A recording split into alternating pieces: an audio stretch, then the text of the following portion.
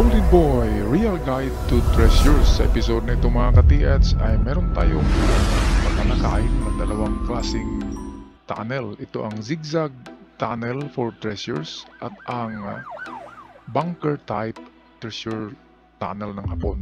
Bago tayo magpatuloy, shoutout muna tayo sa lahat ng followers dito sa The Golden Boy. Shoutout kay Diego Gabrines, Elvin Famaran, Hyacinth Ocfimia. Shoutout din kay Florante Agustin, Maridel Di Castro, Daisy Cutar, May Casipit, Robert Cabunelas, Rico Mausisa, Arcadio Angcon, Jerome Fowler, Tating Nalimansalay, Pango Silvester, Herbert Melendez, at shoutout din kay Elias Pinalgan Bubod, Jerry Absin, Vicky Simproso, Christopher Ilcana, Nenji Cares, and lastly shoutout kina Peps Gilmar, LGB Misor, Team Turifil, Rinaldo Saratobias, at kay Jory Malayan. At sa mga hindi nabanggit na pangalan, shoutout sa lahat. Tayo na ngayon magpatuloy sa ating episode. Okay mga katiyats, ang ating tatalakayin ngayon ay tungkol sa mga layouts ng Japanese Treasure Tunnel. Kasama na dito ang Treasure Bunker.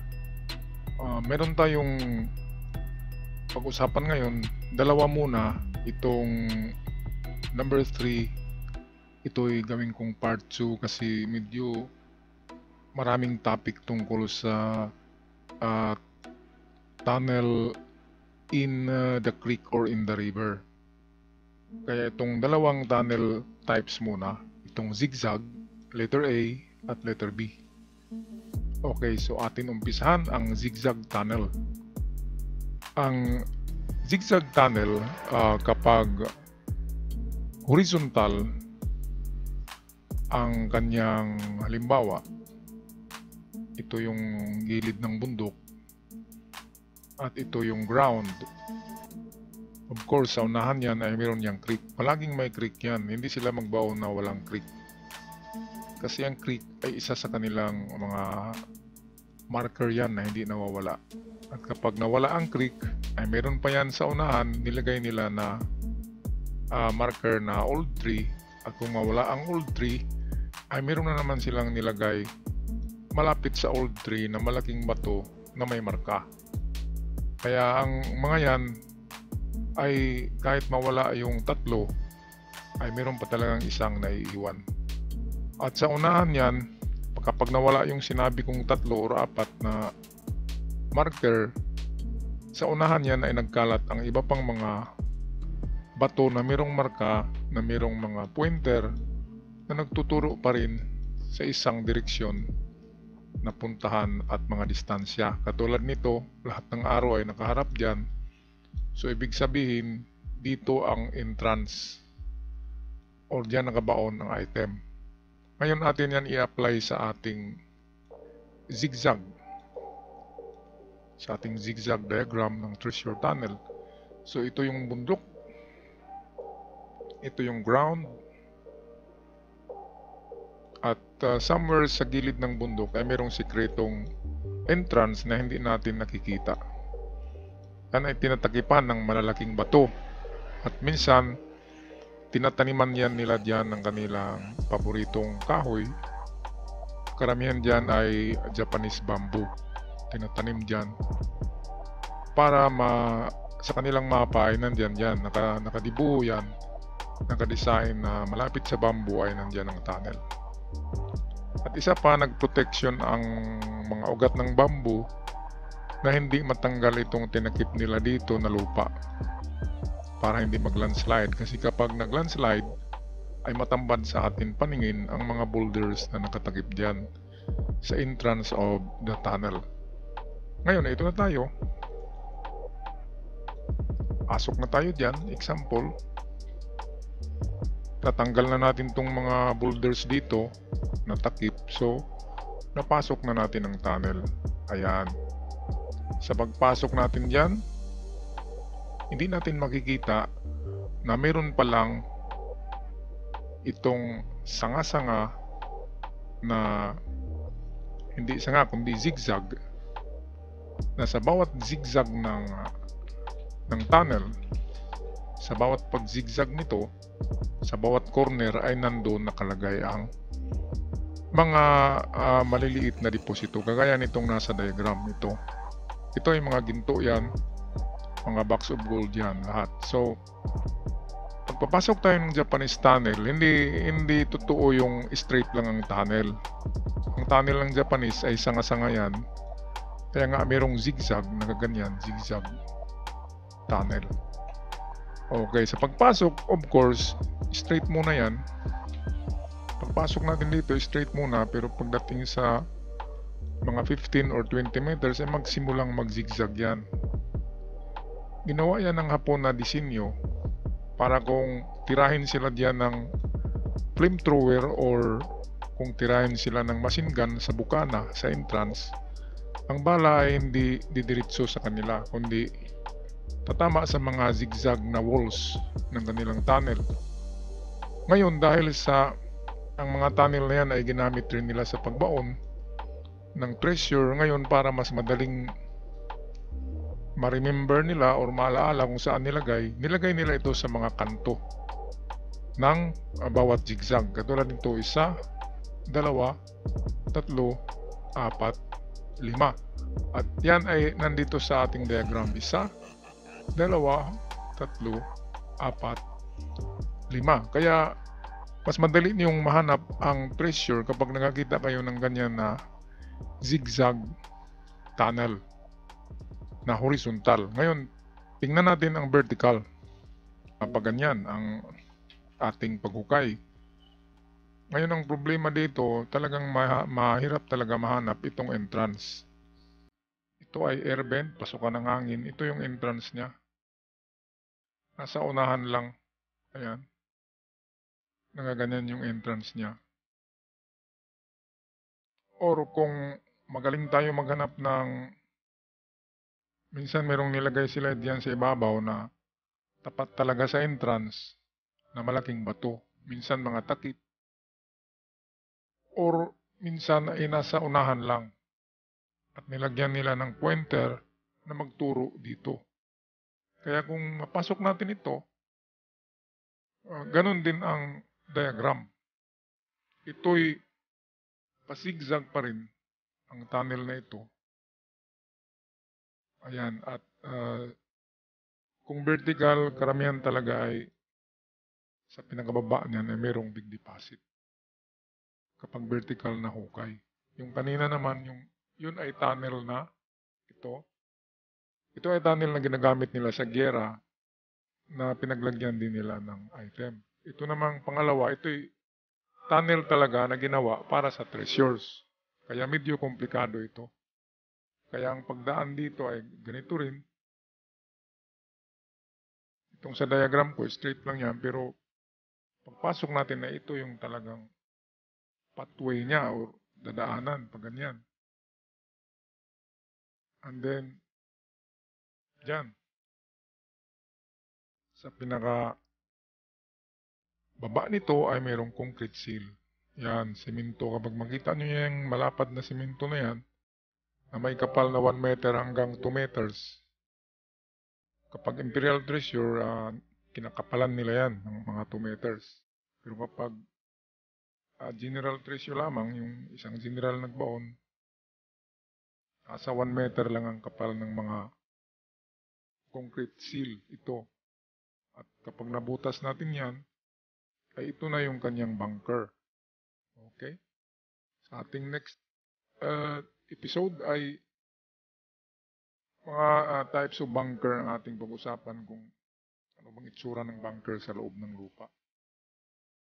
Okay, so dito nga katiets ay mayroong 1, 2, pasigsag din yan, 3, 4, 5, 6. So, kung tayo makapasok din, ay paganyan ang ating motion sa loob. Kaya zigzag tunnel siya. At maganda sa zigzag tunnel ay marami kang makuha. Kasi sa bawat kanto, nasabi natin kanina, sa bawat kanto nito, ang zigzag tunnel ay mayroong laman ng mga small deposit. At sa pinakadulo nito, ito, ang big item. Ngayon ay punta na tayo dito sa bunker type. Itong yung bunker. Bunker type ito na tunnel. Ang bunker type ay nakadesinyo yan hango sa war bunker, yung ginamit sa giyera. Kaya kapag sinabi natin na bunker, makapal ang ano niyan, ang dingding. Yan ay very secured, binubuhusan ng konkrito, isang room yan na pwedeng tatayo ang maliit na tao. Pero kapag 6-footer, hindi pwedeng makatayo sa bunker kasi maliit lang yan na room na pinaglagyan ng stockpile of gold bars. So dito sa diagram ay dalawang entrance niya. Merong exit at entrance, dalawang daanan. So pwedeng lahat yan ay exit, pwede rin lahat ng yan. Itong dalawa ay entrance. So double purpose siya. Ginawa yan na dalawa ang entrance ng bunker para kung sakali masara sanhi ng mga lindol or baha, kapag masara ang isang lagusan ay meron pa silang dadaanan na isa. Kaya dalawa nakareserba yung isang entrance. Ngayon tingnan natin in close up ito isang legit map ng treasure. Ito yung treasure in the falls. At ayan, kung nakita nyo mga ka-TH, dito dumadaloy ang falls and then nagsanga siya dito. Nagpurumang Y. At diba sabi ko sa inyo, kung Y, ganyan, dito ang item. So yan ang nangyayari dyan. Ito yan, nag-Y ang click na yan. At sa portion dito, ito na yung bunker. Ayan. Yung parang ano dyan, yung radiator, yan ay stockpile of gold. At ito yung example ng dalawang entrance. Ito, entrance ito. Kadalasan ng bunker, sinasabi ko na ay meron na siyang hagdanan. Pag ano pa natin dito, pagpasok natin, vertical tunnel pa ito sa lalim na 14 meters. Vertical pa yan, and then pagdating natin dito, makita natin ang takip yan ng hagdanan na bato. Tanggalin yan, sliding stone lang yan, at tatambad sa atin ang man-made na gawa sa bato lamang na hagdan. Okay, so ayan, nakita nyo ka-TH, ito ay kanilang sadyang tinanim yan, at yan ay ayan, meron siyang counter sign na 3 sa kabila. Kaya kung atin yan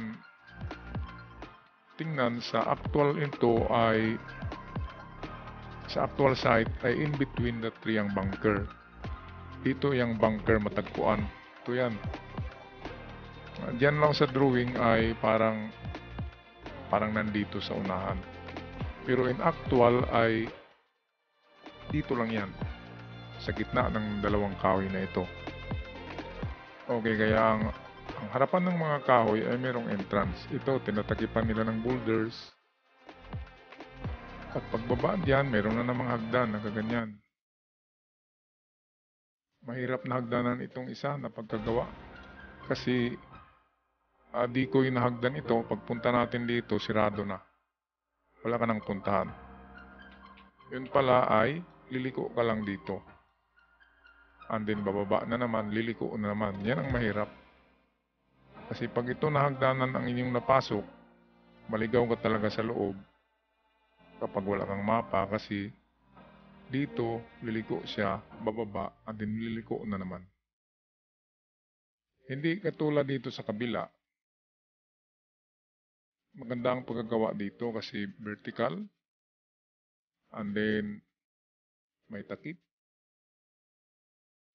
By the way, karamihan ng bunker ay hindi yan susubra sa 50 meters. Nasa 30 or 40 or 50 meters ang lalim galing sa punong kahoy. Kaya itong hagdan dito, estimated yan. Ito na lalim, estimated yan na nasa 20 meters bago makarating dito sa bunker. Ayan. At At ang ibabaw ng bunker dyan, dito sa mapa na itong mga ka-TH, nilalagyan nila yan ng small giveaway. Yung ibabaw kasi kung dito tayo makapunta, ay maligaw tayo at halimbawa dito na hagdan tayo dumaan at gumanyan tayo. Kapag ito ang natumbok natin, meron din kasing tunnel dyan sa ibabaw na ginawa mali. Yan ang natumbok natin ito. Of course, tatlong box yan. Mayaman na tayo, kaya uwian na. Pero hindi natin alam sa baba. Sa baba pa nito ay naku. Parang isang budiga ng bars. Tinataya na 3 tons. Pinakamababa dyan. Taas na yan, nabigat. Ang nakastockpile ng bars dito. So 3 tons to 15 tons yan kapag imperial site. Ngayon tingnan naman natin itong pinakatago-tago kong mapa ng aking father. Nandito daw ito sa isang isla dito sa Surigao, kaya tinatago ko ito. Ito yung part lang ng mapa na nandito ang bunker na kalibo. Okay, at take note nyo yung mga karakter dyan, ka-TH na kanji. Pero sa tingin ko hindi pure kanji, parang pinagalo-halo siya na modified kanji ang tawag ko. So yan, kaya nyo itong mga ka-TH, ibig sabihin ng Yukin ay treasure bunker or bunker, big treasure in the bunker. Yukin yan. Halata mo na ang sulat nito ay hapon kasi hindi niya alam yung N. Pagkasulat niya ng N, nagaganyan. Pero that is Yukin. Okay, itong sinasabi ko sa inyo, kapag ganyan na symbol, yan ay treasure boxes na marami. Yung nagsabi niya na center daw yan. Hindi lahat ng mga symbols ginamit ng hapon ay magkapareho ang sign. Okay, hindi kasi yan sa gumawa ng code. Example, Tanaka code, Sapo code, maraming codes niyan. Meron pang Yamashita code. So iba-iba ang ginamit nila na mga figura or marker. Katulad nito, ito yung sinabi ko na another imbis na ganyan na kin. Ang pagkagawa niya dyan, ganyan lang, short lang siya. So gold pa rin yan, kin, ayan. So dito lang sa layout na ito, marami kayong matutunan. So ito, this is 50 down, 50 meters down. Ito yung entrance bato yan na malaki, na may malaking butas sa gitna. So tama tayo sa ating sinasabi na treasure on the spot, treasure under. Treasure under nga, pero daanan pa yan. Ito yung daanan niya. Pag natanggal ang bato or maghukay tayo sa gilid ng bato, makikita natin itong hagdanan. Pero hindi yan mababaw, galing sa bato. Yan ay mayroong panglalim, sinabi ko kanina, 14 meters bago natin makita ang hagdan. Or swerte tayo kung sa 7 meters ay nandiyan na ang hagdan. Kung nakita nyo dito, meron siyang pahingaan. Pahinga ka muna dyan bago bababa na naman.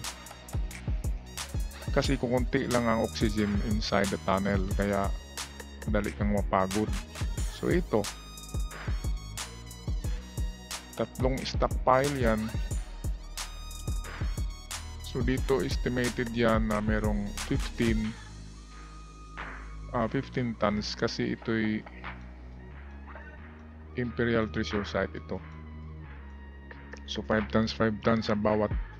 Ito yung nakakamada, naka-pyramid pile, naka-pile siya na pyramid ang shape ng gold bars para kapag may lindol, hindi yan magbagsakan. At pag balik dyan ng emperor ay buo pa rin siya. Kasi akala nila na pabalik sila after sa World War II, pero hindi na sila nakabalik. Kaya nalibing na tuloy ng tuluyan hanggang sa katapusan ng mundo ang mga ginto na yan. Kasi ibinaon ng engineering battalion na talagang secured at ayaw nang ipakuha pa. Kundi ang kukuha niyan ay ang Imperial family. Ang Imperial family, katulad nila Tanaka, ni Masako, yung kanyang mga half-brother. At mismo siya, babalik siya dito, or kamag-anak or anak ng general. Kasi meron ding copy ang general ng mga mapa na yan. Okay, so yun ang ating pinaka closer look at design of treasure bunker ng GIA, Japanese Imperial Army, at pag-aari ng Emperor. So my next video is